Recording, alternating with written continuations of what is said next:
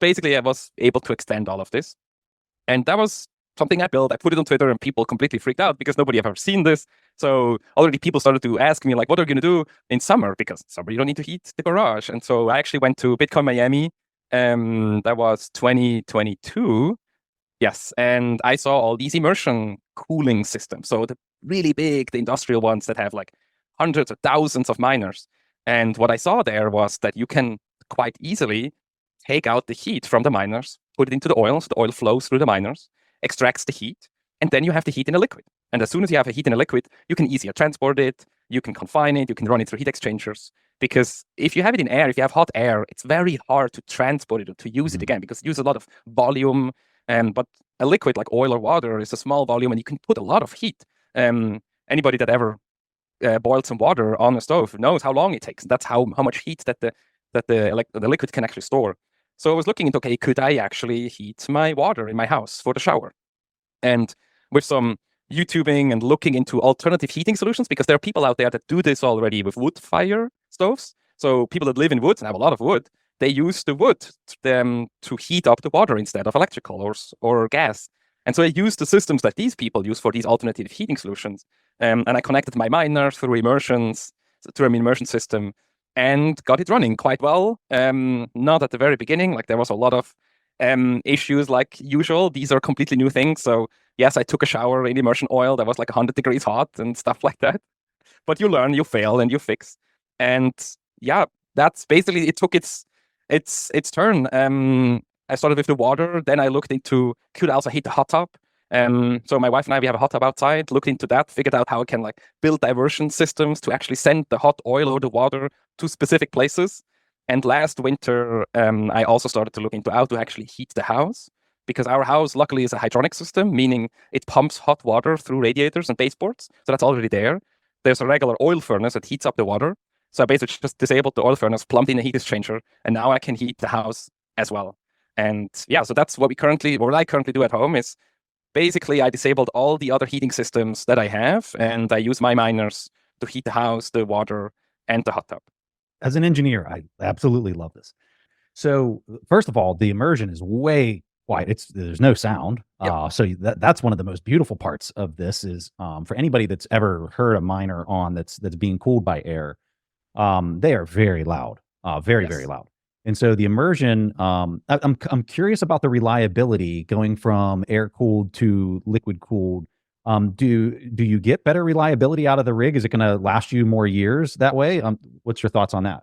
Yes, it actually does. Because one of the issues with air is dust or particles or even animals, so like bugs and stuff. When they get caught in the airflow, it can destroy fans. There is like all these cooling systems, and if they get clogged up, the air cannot properly flow over anymore. And your miners are going to die if you cannot properly remove all these things. So you need to make sure that like there's no light, so no bugs getting to the systems. And need to monitor the temperatures. With the oil, there's none of these problems. All you need to do is to make sure that nothing goes into the oil. But that's it. You can just cover it up. That's very simple. And the oil actually has a much better way to remove the heat from the miners than what air does. And so you can actually overclock these miners more than you normally can with air. That, of course, is not very good for the hardware because the more hotter they run, their lifespan will go down. But in my specific case, where I actually use second-hand or third-hand miners anyway, I can run them quite hot to really get the heat out of the system. Gotcha. So you had mentioned that you went to Bitcoin Miami and you saw some of this. Was it the following year that you had an exhibit at Bitcoin Mining? Yes. Was it okay? So the next year you go to Bitcoin Miami and tell people this story because this story is hilarious.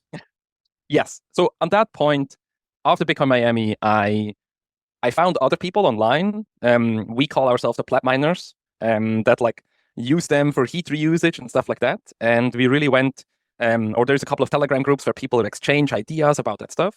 And I really started to build this and looked at other people, what they build, like these alternative heating solutions. And the piece that I was really wondering all the time is like, how can we actually show this to people?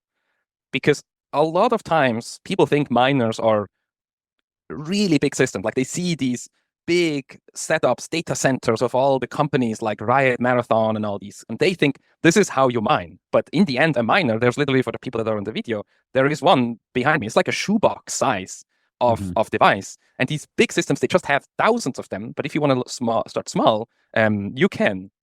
And interestingly, in my experience with friends of mine, I obviously try to orange pill them, and some of them get it, some of them they don't want to know about it. But as soon as I told them that I get paid to shower now, because literally every time we take a shower, my wife asked me like, how many sets did I make now with the showers? And I can prove that the showers take longer now. So we also wanted to like offer friends to shower at our house, but this is a bit weird. So I'm still in the US. In Europe, that would maybe work. But I can see like people that don't really like Bitcoin now suddenly they're like, okay, wait, so this produces money, and can I have this in my house as well? So I basically reached out to Bitcoin Miami, and I saw some people at other conferences to say, hey, why don't we show people? Why don't we bring my system? So I disconnected my complete system from the house. I live in Virginia, so Miami is like 18 hours away. Put it all in a car, drove down to Miami, and installed it all there again, and heated a hot tub. So there are these inflatable hot tubs that has space for like 3 to 4 people.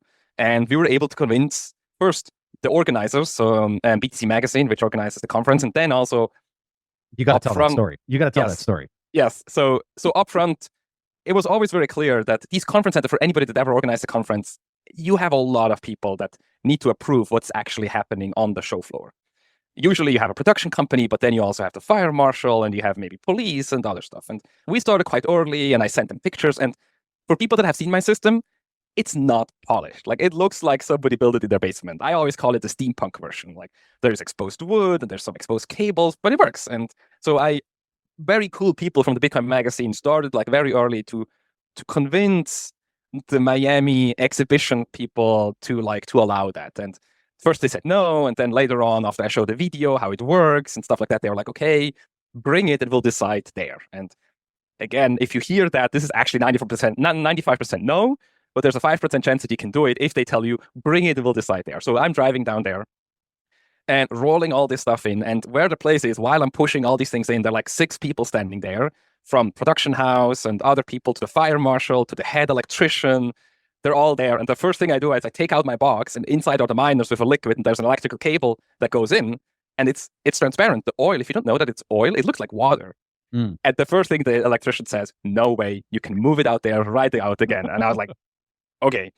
So then a long time of just showing these people, because again, even though they're electricians, even though they have never seen any of this.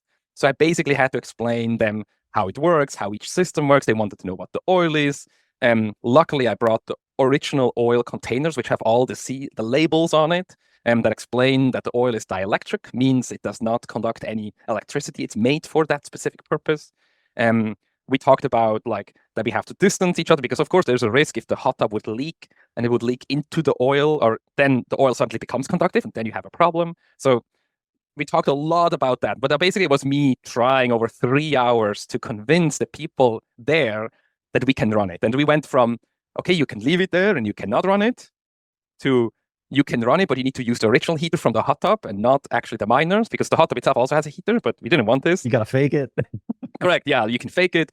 To then I actually just started it and I showed them. So it was really like, I basically had to do what I usually can do for a long time. We had to do over 3 hours. And after 3 hours, they were like, okay, well, you can run it, but don't start it because we don't want the fire marshal to see it while it's running. So it's just like all these things. But yes, at the end, we had a hot tub that was heated up to 104 degrees Fahrenheit or 40 degrees Celsius, which is the regular temperature of a hot tub, completely heated by one S19J Pro, which is like the standard today. It produces around 3,000 to 4,000 watts. And people could not believe that this is it. Like, we just had a hot tub there. We ran the bubbles all the time because the steam comes out, so you can actually see it. We had a little display of the temperature, and the miners there. And people walked up and they're like, "What's that?" And you said, "Oh, there's a miner over there." And yeah, there is like, I've never had, like, I do other conferences in other tech stuff, but I never had a line of people standing around the booth to wait to talk to me. Like, that was the craziest. Like, I could not eat lunch because I had so many people asking questions how this works. They wanted to touch the oil, which they obviously could. Like, you can touch the oil. It doesn't would never happen, unfortunately. Nobody ever wanted to go into the hot tub. We then, at the last hour of the last day, we a couple of friends of the Splat Miner community, we then just jumped in. And actually during that time, even more people came over and wanted to know what it is. But yeah, we had a miner heated hot tub at Bitcoin Miami, and I'm actually building another version right now for Bitcoin Nashville because we want to do it again. Hopefully a bit bigger hot tub, and also hopefully with people in it all the time. We'll see. If anybody wants to be in the hot tub talk.